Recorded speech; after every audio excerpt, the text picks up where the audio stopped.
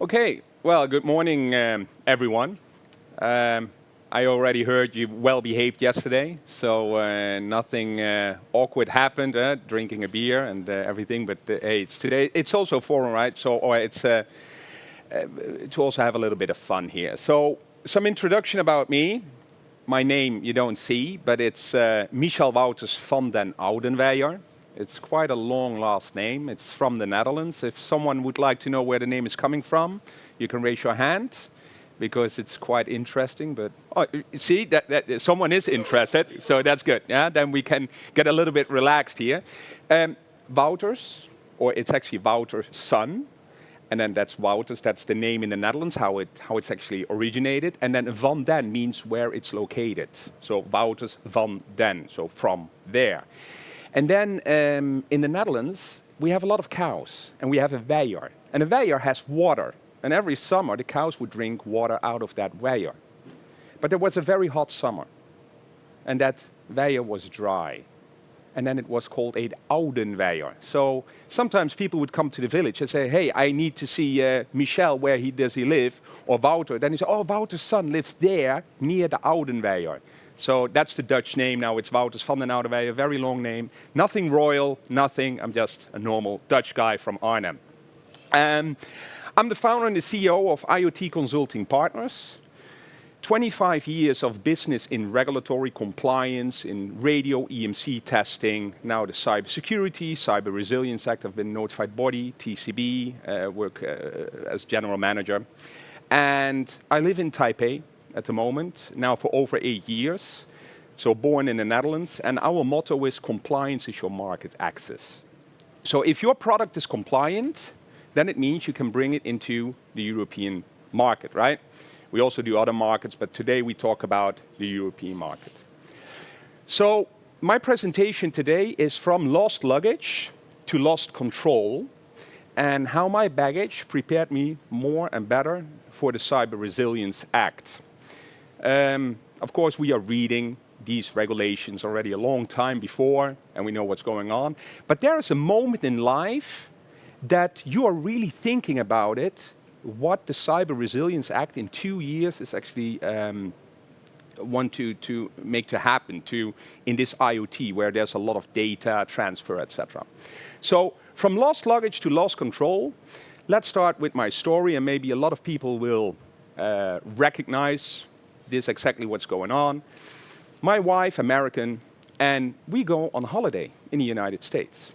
And the family, mother, father, said, you know what, go this summer, come with us.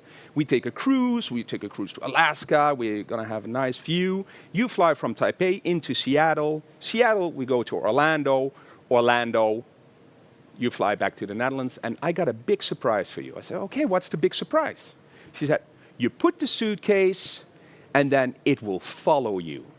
And you don't need to put it off the boat, on the airport. When we are in Orlando, you will get, after the holiday, your suitcase back.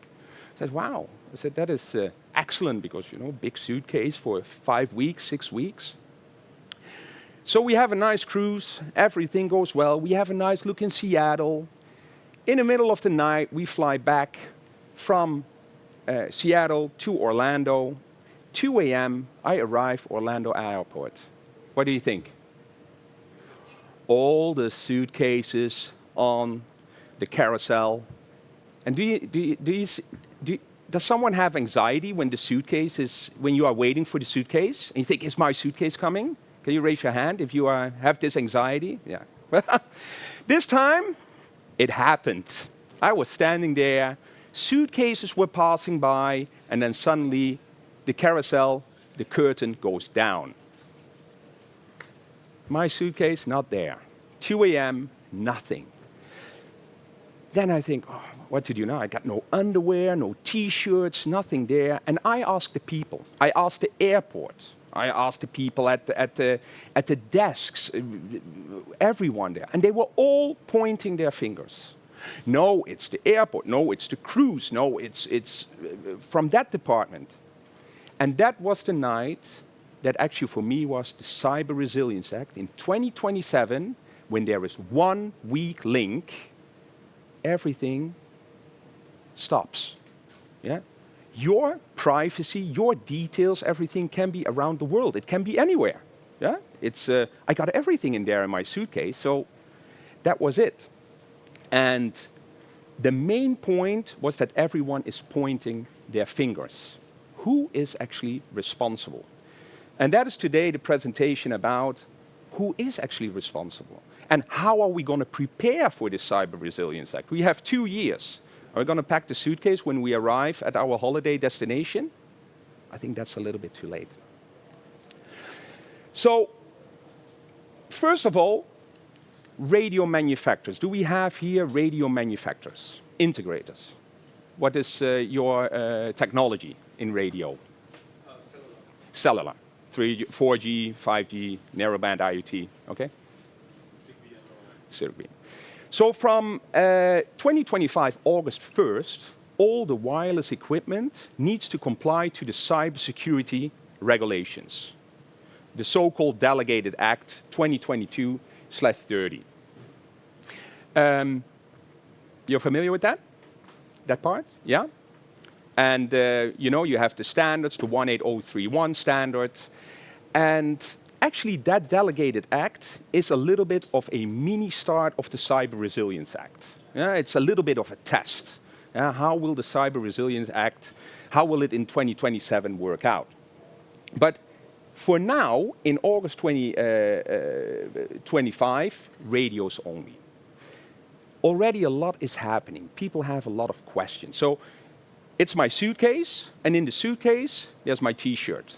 And at the moment, only my suitcase and my T-shirt needs to comply to this. But in 2027, this suitcase is filled with T-shirts, my underwear, maybe some other stuff that I loaned from people. But everything in that suitcase that has the data transmission needs to comply to this Cyber Resilience Act. And we call that all products with digital elements. And I will explain further what that actually means. But what we have seen in 2025 for the radio products is that everyone started at the last day. It was August 1st, and actually we got from everywhere, we got phone calls. We need to comply today, otherwise we cannot put our products on the market. And that is actually, for Cyber Resilience Act, we have still 2 years, but I am sure that in 2 years still a lot of people will say, I need to go tomorrow on the market, how to comply ASAP. So, when we talk about products with digital elements, the Cyber Resilience Act is clear about that. It is hardware and or, that's a very one we need to watch, software with remote data processing.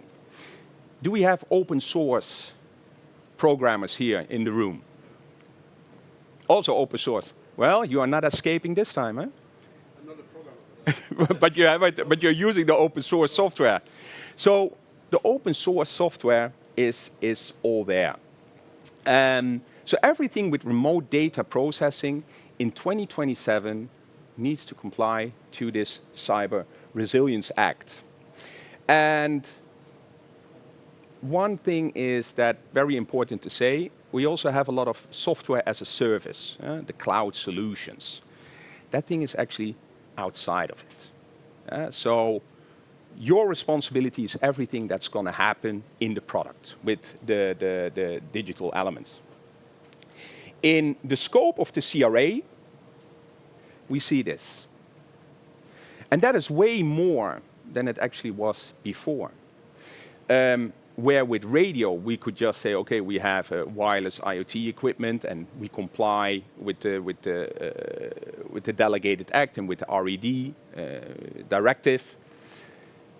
It is actually now that all components coming into your device, whether wireless or not wireless, and optical connections or whatever it is there, you need to comply to that. And who is going to be the responsible one? I'm going to talk about that later. But the open source software is a question. For open source software is always, yeah, but you know, I can download it from GitHub and I can use that. It is actually very clear in this area. If it's not commercial in your device, it doesn't fall under the CRA. It's out of scope. But as soon as the software is controlling your device or it's integrated in commercially, it's going to fall under this Cyber Resilience Act. And that also needs to comply with that.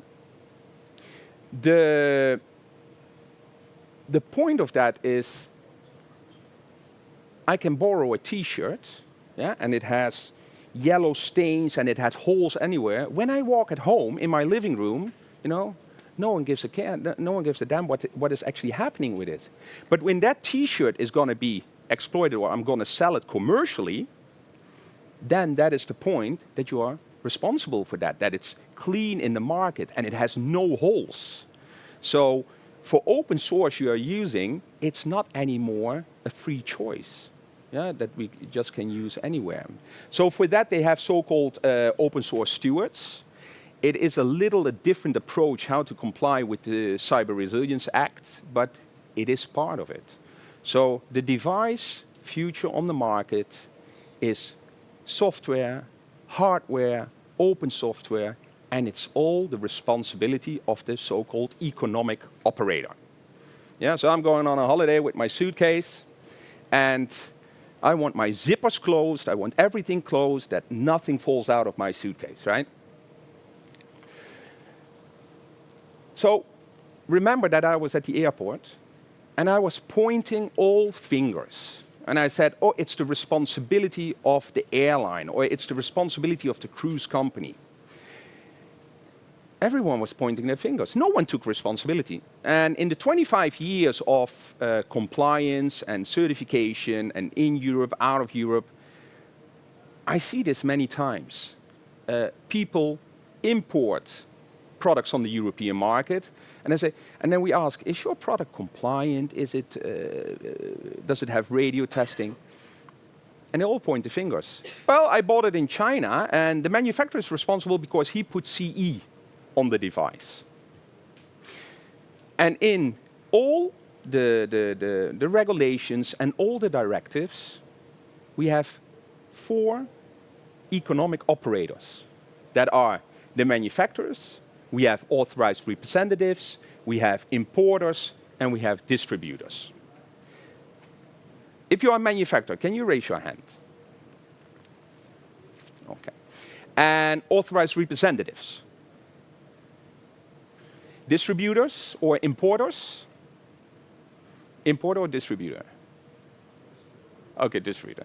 So all of you have the responsibility to comply later to the Cyber Resilience Act. Okay, 2 minutes? Oh, I thought I had 25 minutes. Okay, oh, okay. So also in the supply chain, we have the responsibility. We have the component, the manufacturer, integrator, and the end user. So all the components, if you are purchasing components and details later, you should ask all your the parts you are purchasing if you comply to that part, because at the end it's the responsibility of the economic operator.